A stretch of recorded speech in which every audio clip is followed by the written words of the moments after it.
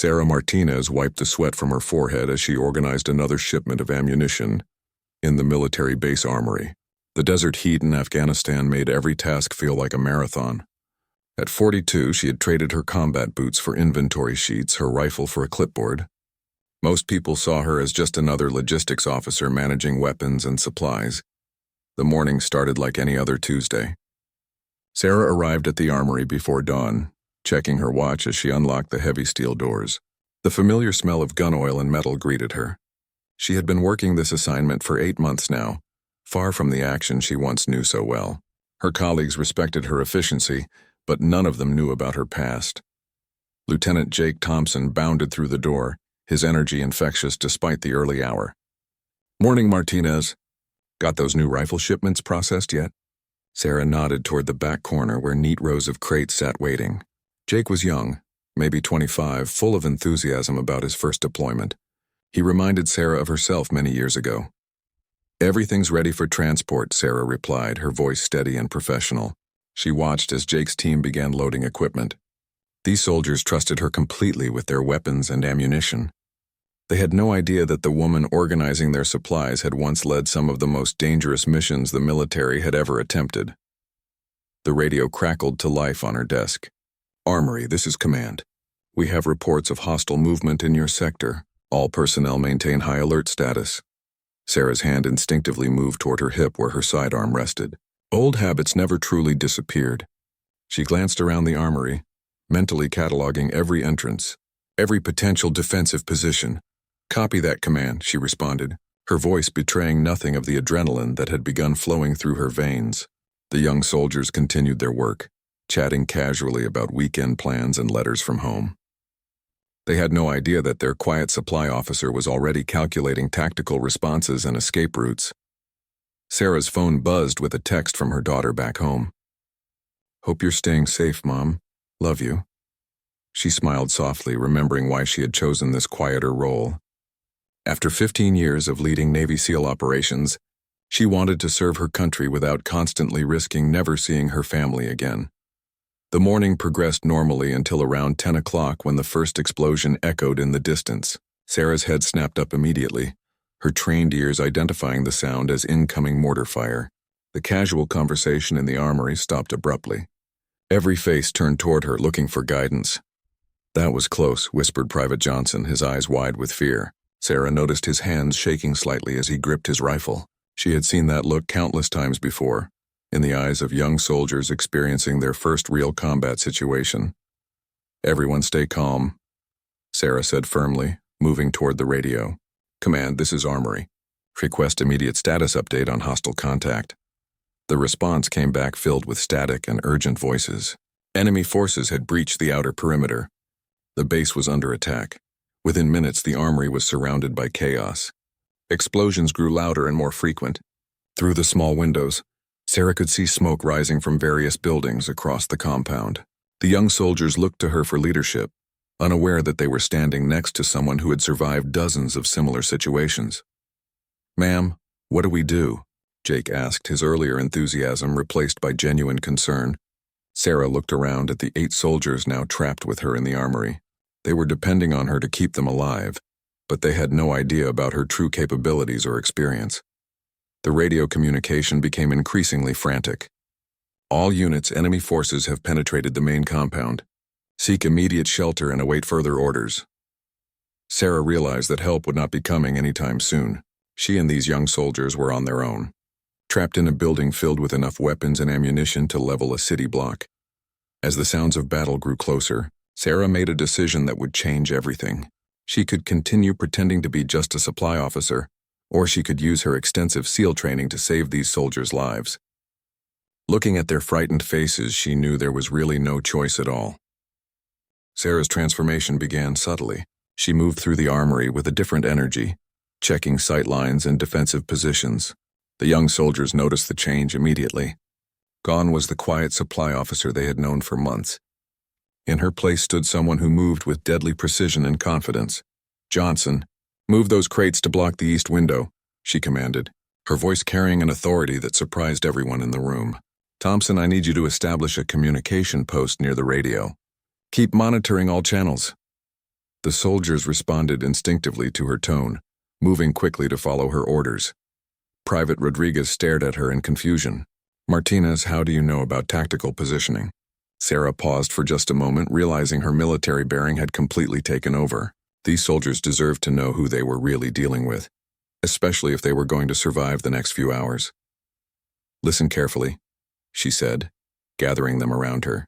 "My name is Sarah Martinez, and before I became your supply officer, I spent 15 years as a Navy SEAL team leader. I've commanded over 50 high-risk operations in 7 different countries. Right now, that experience is the only thing standing between us in a very bad situation." The silence that followed was deafening. Jake's mouth fell open slightly. Johnson dropped the ammunition box he was carrying. Rodriguez just stared at her as if she had announced she was from another planet. None of them had ever known a female SEAL, let alone worked alongside one. "You're serious?" Jake whispered, his voice barely audible over the distant gunfire. Sarah nodded grimly, already moving toward the weapons locker. "Then why are you working in supply?" he asked, still processing this revelation about someone he thought he knew completely. "Because I have a daughter who needs her mother to come home alive," Sarah replied, pulling out tactical gear that none of them knew existed in their armory. "But today, you need someone who knows how to fight." She began distributing equipment with the efficiency of someone who had done this countless times before. The building shook as another explosion hit nearby. Through the radio, they could hear reports of casualties and requests for medical evacuation that would never come. The enemy forces were advancing methodically through the compound, clearing buildings one by one. "Ma'am," Rodriguez said hesitantly, "if you're really a SEAL, then we might actually survive this." Sarah looked at the young man's hopeful face and felt the familiar weight of command settling on her shoulders. These soldiers were now her responsibility, just like every team she had ever led into combat. "Here's what we're going to do," she said, spreading a hand-drawn map of the compound on a nearby table. "The armory has 3 potential exit routes. 2 of them are probably compromised by now, but there's a maintenance tunnel that connects to the motor pool. Most people don't know it exists." She pointed to various locations on the makeshift map. "We're going to move in 2 teams. Johnson and Martinez will provide covering fire from the north window, while Thompson and I clear the tunnel entrance. Rodriguez, you'll be our communications link, monitoring enemy positions through the radio chatter." The young soldiers listened intently as Sarah outlined their escape plan. Her tactical knowledge was clearly extensive, and her calm demeanor under pressure gave them confidence they desperately needed. For the first time since the attack began, they felt like they might actually survive. "What about all the weapons and ammunition?" Jake asked, gesturing toward the massive inventory surrounding them. Sarah had already considered this problem. An armory this size could not be left for enemy forces to capture. "We'll set charges before we leave," she explained matter-of-factly. "Better to destroy it than let it fall into the wrong hands. I'll handle the demolition myself." The soldiers exchanged glances, realizing that their quiet supply officer was not only a combat veteran, but also an explosives expert. As they prepared to move, Sarah felt the familiar surge of adrenaline that came with leading soldiers into danger. This was what she had trained for, what she was truly meant to do. For 8 months she had been hiding her true skills, but now these young soldiers needed every bit of her experience to survive. The radio crackled with an urgent message. "All remaining units, enemy forces have reached the command center. Compound is considered lost. All personnel implement emergency protocols immediately." Sarah looked around at her makeshift team, knowing that they were completely on their own now. Sarah moved with practiced efficiency, checking each soldier's gear and weapon readiness. Years of SEAL training had taught her that preparation meant the difference between life and death. She watched as Jake fumbled with his tactical vest, his hands still shaking from the shock of recent revelations and the ongoing attack. "Thompson, breathe slowly and focus on your training," she said firmly, adjusting his equipment properly. "You've done this before in exercises. This is just another drill, except the stakes are real." Her voice carried the calm authority of someone who had guided countless soldiers through their first combat experience. The sound of enemy voices grew closer outside. Sarah could hear them speaking in a foreign language, coordinating their search of nearby buildings. She estimated they had maybe 10 minutes before the armory would be discovered. Moving to the small window, she carefully peered through a gap in the sandbags. 4 hostiles moving toward the main entrance, she whispered to her team. 2 more covering the west side. They're being methodical, checking every building systematically. Sarah's tactical mind was already calculating angles, timing, and escape routes based on enemy positions. Rodriguez monitored the radio frequencies, his young face growing more concerned with each transmission he intercepted. Ma'am, they're coordinating a sweep of this entire sector. Sounds like they have at least 30 fighters in our immediate area. Sarah nodded grimly, having expected such numbers based on the intensity of the attack. That's why we're not fighting our way out, she explained, moving toward a section of the floor that looked identical to every other part. We're going to disappear. She knelt down and began running her hands along the concrete, searching for something the others couldn't see. Her fingers found the hidden latch she remembered from the base blueprints she had studied months ago. With a soft click, a section of the floor lifted up, revealing a narrow maintenance tunnel that most people never knew existed. The soldiers stared in amazement as their supply officer revealed yet another aspect of her hidden expertise. This tunnel connects to the motor pool, Sarah explained, testing the air quality below with a small device from her tactical kit. It's part of the old construction from when this base was first built. Most current personnel don't even know about it because it's not on the standard base maps. Johnson peered into the dark opening skeptically. How do you know about something that's not on the maps? He asked, still struggling to reconcile the woman he thought he knew with this tactical expert who seemed to know every secret of their base. Because when you're a SEAL team leader, you study every possible entry and exit point of every location where you might operate, Sarah replied, already lowering herself into the tunnel. Knowing about forgotten passages has saved my life more than once. The tunnel was cramped and dusty, barely wide enough for one person to crawl through at a time. Sarah led the way, using a small tactical flashlight to navigate the darkness ahead. Behind her, she could hear the nervous breathing of young soldiers who had never imagined they would be crawling through underground passages to escape enemy forces. Stay quiet and move slowly, she whispered back to them. Sound carries in these tunnels, and we don't know if they have people positioned at the other end. Her voice was calm and reassuring despite the dangerous situation they were all facing together. As they crawled through the narrow space, Sarah's mind raced through contingency plans. The motor pool would give them access to vehicles, but it would also be heavily guarded if enemy forces were as organized as they seemed. She would need to use every bit of her training to get these soldiers out alive. The tunnel seemed to stretch on forever in the darkness. Rodriguez had difficulty with his equipment in the cramped space, and Jake was breathing heavily from the stress and physical exertion. Sarah knew she needed to keep their morale up while maintaining their tactical awareness. We're almost there, she encouraged them, though she could see they still had at least 50 yards to go. Remember, once we reach the motor pool, we move fast and stay together. No heroics, no individual actions. We follow the plan exactly as discussed. Through the concrete above them, they could hear the muffled sounds of the enemy forces searching the armory they had just abandoned. Sarah had set a timer on the explosives she had planted throughout the weapons storage area. In exactly 12 minutes, the entire building would disappear in a massive fireball, taking with it enough military hardware to equip a small army. Ma'am, Rodriguez whispered urgently from behind her. I can hear vehicles starting up ahead of us. Sarah paused, listening carefully to the sounds filtering through the tunnel walls. Her trained ears identified the distinct rumble of military transport trucks and the higher pitch of motorcycles. The situation was becoming more complicated by the minute. Enemy forces were not only searching buildings but also mobilizing vehicles for a wider search of the area. Sarah realized that reaching the motor pool was just the beginning of their challenges. They would need to outthink and outmaneuver a much larger and well-organized enemy force. Sarah reached the end of the tunnel and carefully lifted the access panel above her head. Cool air rushed down as she peered into the motor pool through a narrow gap.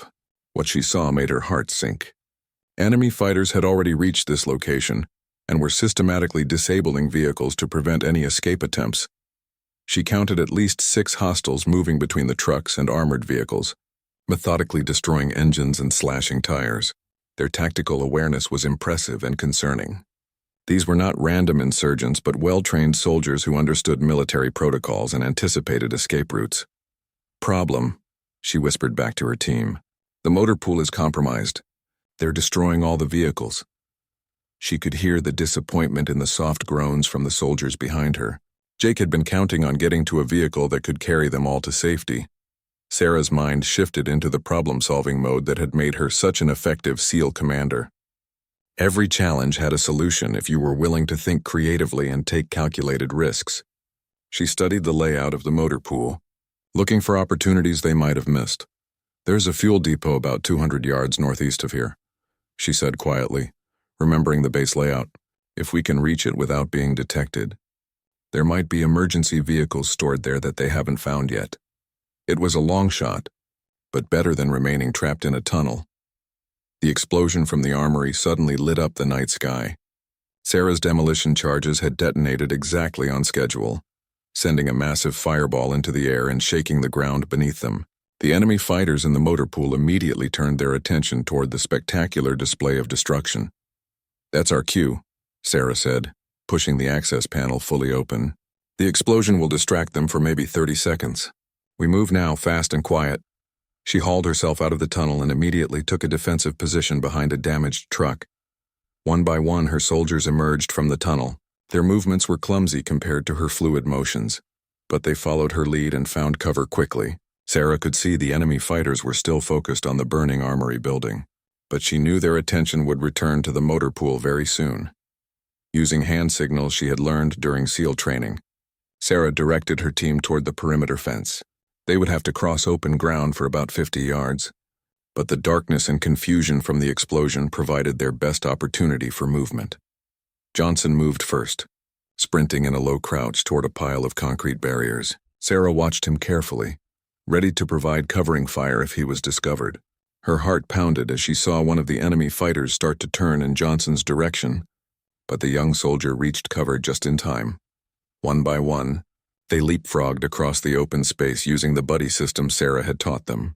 Rodriguez helped Jake while Sarah provided overwatch for the entire team. Her SEAL training allowed her to track multiple threats simultaneously, while keeping her soldiers moving safely toward their objective. The fuel depot came into view as they reached the outer fence. Sarah could see two small utility vehicles parked behind the main storage tanks. They were older models, probably overlooked by the enemy forces who were focusing on the larger military vehicles. More importantly, they appeared to be undamaged. "There," she pointed toward the vehicles. "Those utility trucks might be our ticket out of here. But reaching them would require crossing another open area and dealing with whatever security the enemy forces might have posted around the fuel depot." As they prepared for the next phase of their escape, Sarah noticed Jake staring at her with a mixture of admiration and disbelief. "How did you know about the tunnel, the fuel depot, the timing for everything?" he asked quietly, his voice filled with respect. "Because this is what I was trained for," Sarah replied, checking her weapon one final time. "For 15 years, I studied how to get people out of impossible situations. The only difference now is that instead of leading Navy SEALs, I'm leading supply clerks and mechanics who happen to be some of the bravest people I've ever served with." Her words had a visible impact on the young soldiers. They stood a little straighter, moved with more confidence. Sarah realized that she wasn't just using her tactical skills to save them. She was teaching them to save themselves by believing in their own capabilities. The distant sound of enemy vehicles grew louder as reinforcements arrived at the base. Sarah knew their window of opportunity was closing rapidly. Soon the entire compound would be swarming with hostiles conducting a systematic search for survivors. They needed to reach those vehicles and get beyond the enemy perimeter before dawn broke and eliminated their cover of darkness. "Ready?" she asked, looking into the determined faces of her makeshift team. "This next move decides whether we go home to our families or spend the rest of this deployment as prisoners." The gravity of the situation was clear to everyone, but so was their complete trust in the woman who had already guided them further than any of them thought possible. Sarah led her team across the final stretch toward the fuel depot, moving like shadows against the fence line. Her years of SEAL training had taught her how to make a 5-person team invisible, even in open terrain. Every step was calculated, every movement coordinated through silent hand signals that her soldiers had learned to read perfectly. The utility vehicles were exactly where she had spotted them, sitting behind the main fuel storage tanks like forgotten relics. As they approached, Sarah could see that both trucks were older civilian models that had been converted for base use. More importantly, neither showed signs of sabotage from the enemy forces. "Johnson, check the first vehicle for keys and fuel," she whispered. Rodriguez, you're with me on the second truck. Thompson maintained watch toward the motor pool. Her commands were precise and confident, drawing from decades of experience in similar high-pressure situations. Johnson's hands trembled slightly as he searched the first vehicle, his adrenaline making simple tasks more difficult. Sarah noticed his stress and moved beside him, her calm presence immediately steadying the young soldier. Just like checking a supply truck, she said quietly. You've done this 1,000 times. The keys were hanging from the ignition and the fuel gauge showed 3/4 full.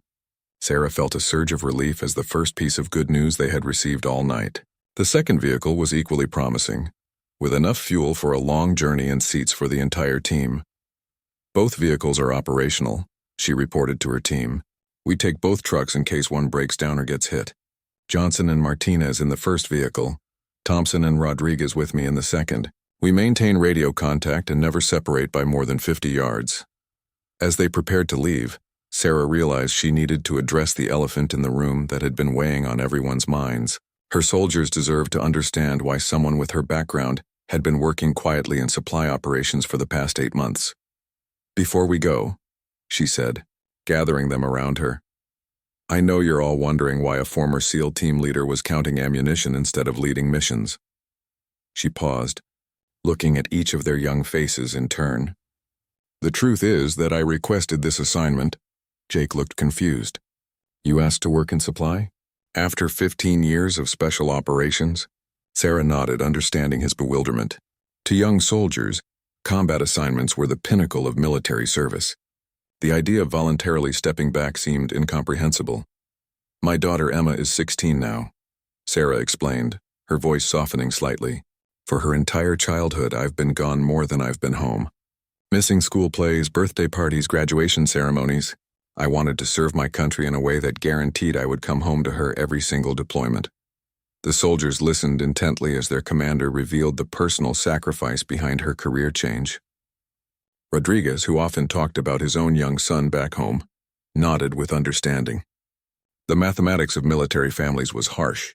Exciting assignments often meant dangerous deployments.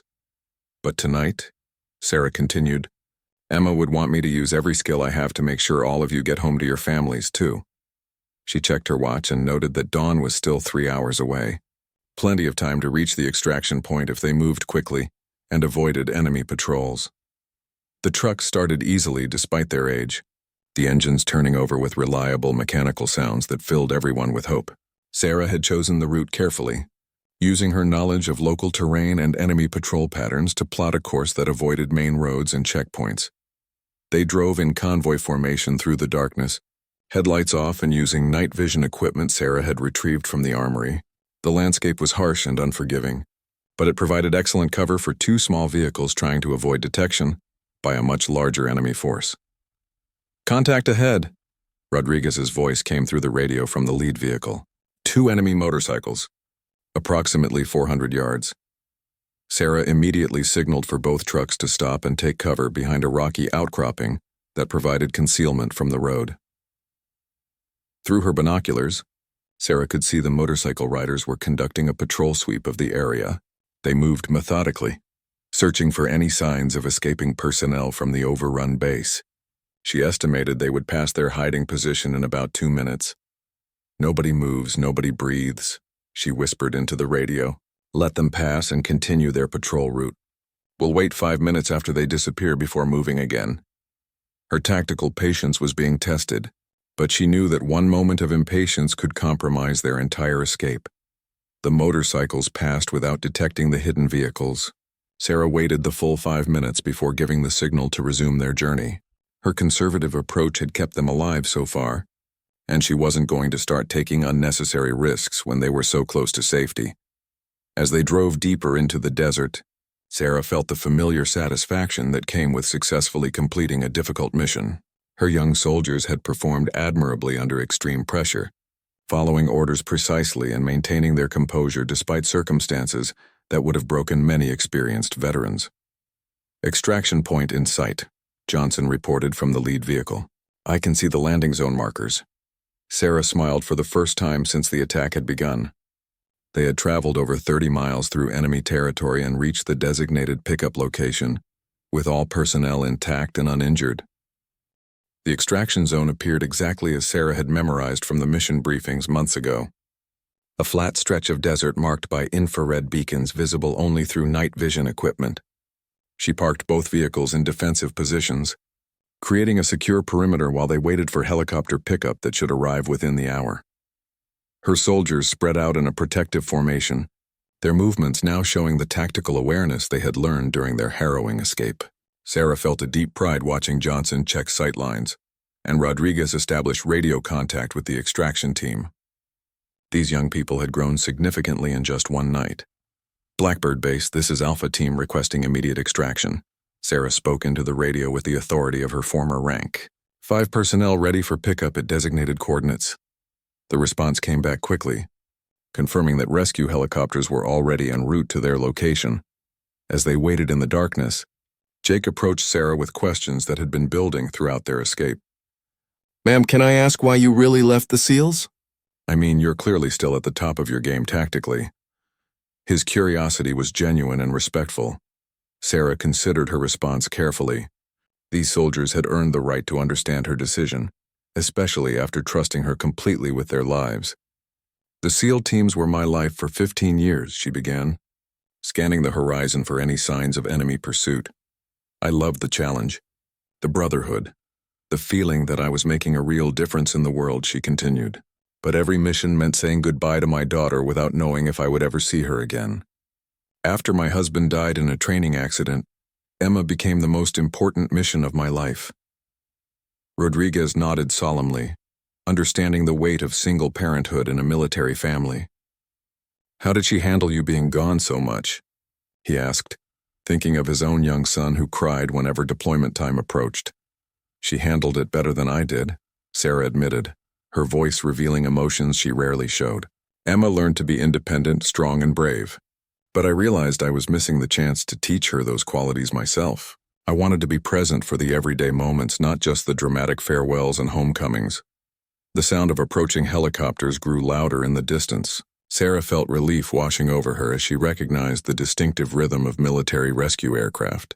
Their ordeal was almost over, and every member of her impromptu team would return safely to their families. There's something else, Sarah said, gathering her soldiers around her one final time. Tonight you all performed like seasoned special operations personnel.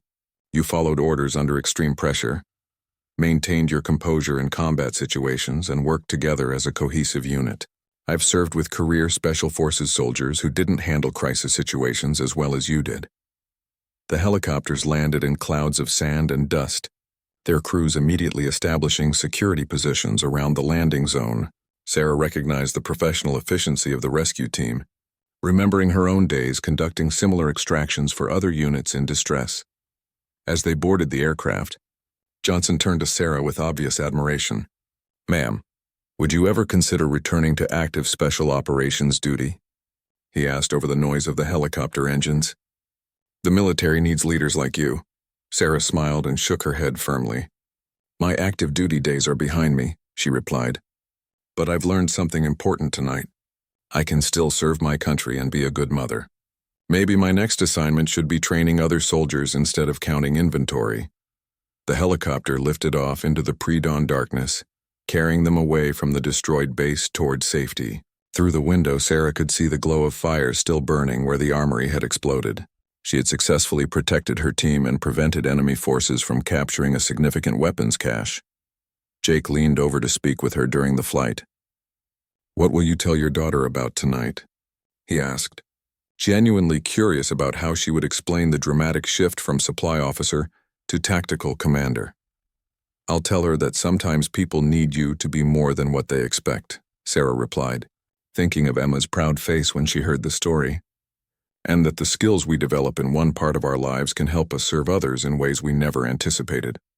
As the rescue helicopter flew toward the main base, Sarah reflected on the unexpected turn her quiet deployment had taken. She had come to Afghanistan seeking a safer way to serve her country, while maintaining her responsibilities as a mother. Instead, she had discovered that her special operations skills were still needed, just in different circumstances than she had expected. The sun began rising over the desert as they approached their destination. Sarah looked at the faces of the young soldiers she had led to safety, knowing that this experience had changed all of them forever.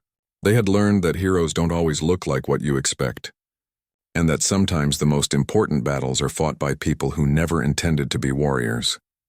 Her phone buzzed with another message from Emma. "Heard there was some trouble at your base. Are you okay?" Sarah typed back quickly. "I'm fine, sweetheart. Looking forward to telling you about my day when I get home." She had quite a story to share, and for the first time in months, she was eager to talk about her military service with her daughter.